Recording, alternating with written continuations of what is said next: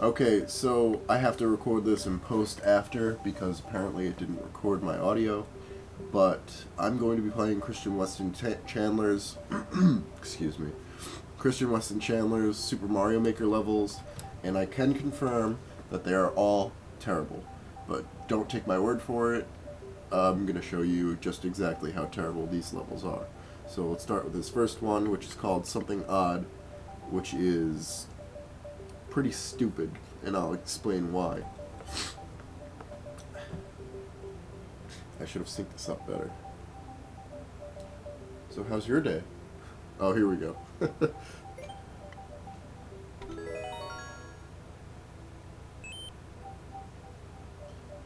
So here we go. First thing I want to show you is just like, what is this formation of coins right now? Like, what is that?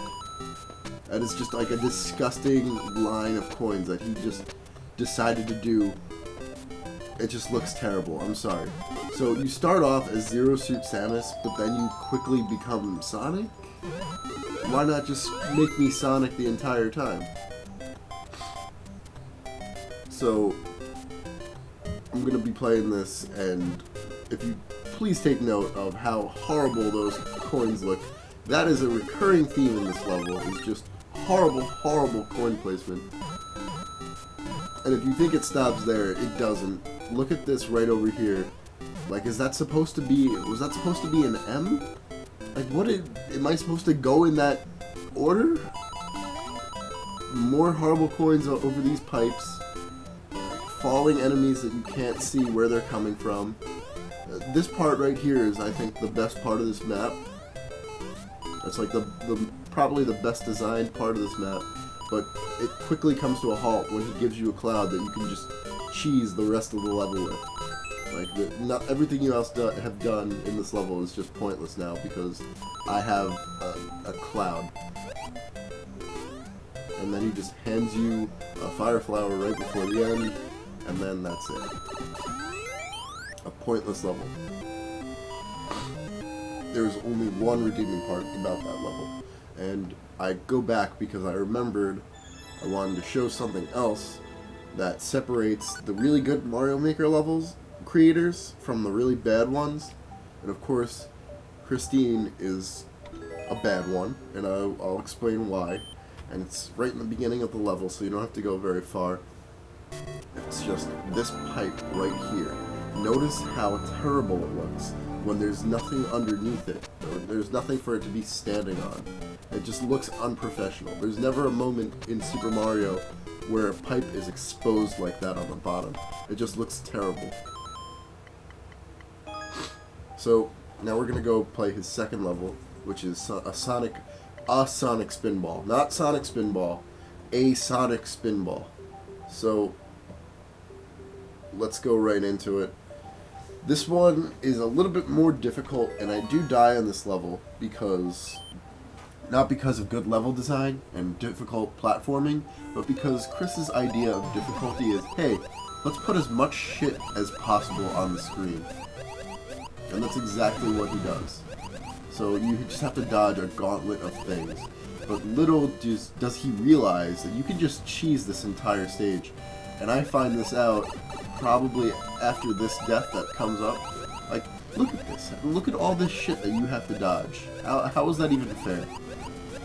So, I die here, but I quickly realize that you can cheese this entire stage. And that's exactly what I do.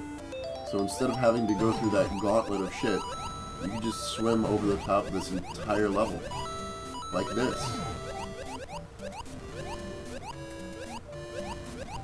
Pretty stupid, right? I end up going the wrong way. So I think I end up dying one more time, yeah.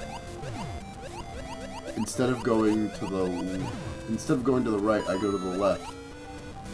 And as you can see, I'm thrust back into the gauntlet of bullshit. So I obviously take a hit. But you can quickly go through and get to the flagpole with no problem, as long as you have that Sonic power-up. Now, why is this a thing? Why did Chris intentionally do this? My guess was he probably had so much difficulty with this level that he put these platforms that you can like jump through as a way for him to easily beat his own level because he couldn't do it himself. And I think that's exactly what he did, because he was lazy and he didn't want to actually play his level through. So there we go, a Sonic Spinball. That's the second one done and out of the way. And the next level is going to be called A Random Castle. So, truly random.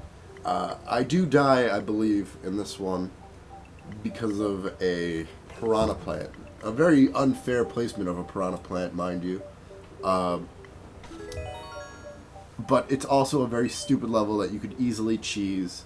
So, let's get right into it. Just get a running start and jump. Just completely avoid these swamps.